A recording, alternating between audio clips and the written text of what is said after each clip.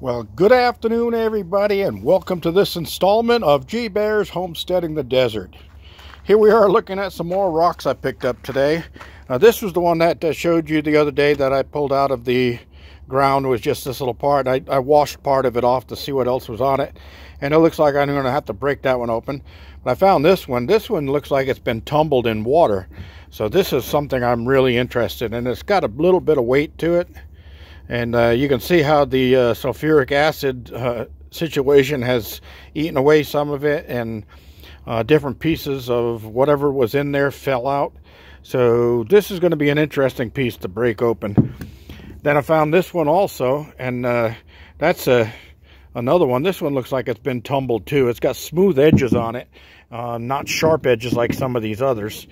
But yeah, look at this little one here. So these are just some rock samples I picked up, and gives me an idea of what I'm looking at around here. So I'll get into this some other time, but the weather is good, so I had to do some work today. And one of the things I did was I brought my other barrel down here, and I put it beside this one, and then I transferred all the water out of my little barrels into that one. So that one is almost full now, and all the others are drained down and ready for the next rain, if it ever comes. The one that they said we were going to get this week has somehow gone AWOL. It just disappeared into another county or something, I guess. Probably my lucky homestead neighbors over there in Arizona got it, and we didn't. Anyway, some of the work I've been doing. In the last rain, I had a situation where water ran down the auto feeder tube, and it got into the seam right there at the elbow, and then it solidified all of my feed inside of that little drop section right there. So it wasn't dropping out and auto feeding like it was supposed to. So today I put a bucket under there. I did lose some, but that's okay. The little birds around here will clean that up. I pulled that all apart, and then I made this unit here with this little spill gutter, and I'll put a bucket underneath the low end, which is that end, when a rain is coming, and see if I catch any water off of that. Whatever I catch is always good, right? So I sealed around the pipe here so that if rain comes down, it's gonna shed off and not run down my pipe and inside of my feeder. Now, I've got covers on there, but in a heavy rain, that's not going to stop anything. So I still have this inside piece of wood here that I put in, so I'd have something to anchor this slanted piece on. And what I'm going to do is, I'm out of wood for what I need to do, but I'm going to put a little slanted awning on there. And not only will that protect from rain, but it'll also give them a little shade area in the hot summer sun. That'll get me protected a little bit better around my auto feeder. And one of the hens tried jumping up here. It's got a new nickname called Crazy. Tried getting up on this 2x4 here and kept flapping and flapping and flapping. Couldn't hold its balance, and it fell down right into that pan right there. It's kind of funny. So you can see them all here just relaxing. And Brownie, that dark one right there, was digging a hole here and taking a bath today down in the dirt and the soft sand. So you can see the holes they dig. No, they love doing that stuff. I cleaned out the nesting boxes and that stuff, but next week I got to get in here and rake this whole thing down and get it cleaned out.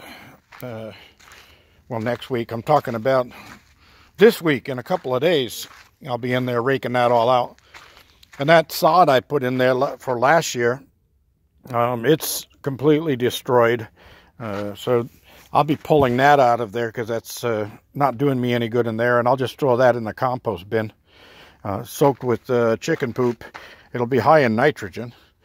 And my little bucket's almost full, so that'll go into the compost bin too. Other than that, I did gather some firewood from the local bushes here. the dried stuff that's laying dead around the bases of them. I picked up the really heavy stuff, and I got a pile of it right there in front of the container. And I'll throw that into that milk crate right there and take that into where the potbelly stove is. That stuff will get burnt up and turned into heat inside the container. And you can see I got my containers all ready to close up for the day. And the other thing I did was those white containers up there all have rainwater in them too. I got that rainwater out of the bucket inside the area by the containers there. And now I can use those to fill my little watering cans for my indoor garden. I don't have to come out and stand there and hold it underneath one of the spouts. I just bring one of those bottles in and use it up, and then bring the bottle out and refill it. Okay, that's about all. And don't forget, if you like my videos, give me a thumbs up down there. Click on the like, and leave comments and questions.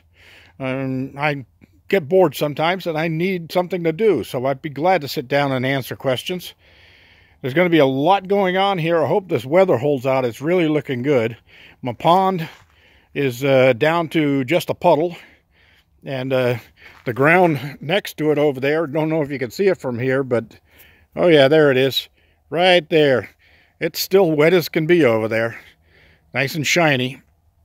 So there's a lot of water under that ground, and I'm going to get a liner in there as soon as I get that thing dug out and be able to hold that water for maybe half a year or so into the summer.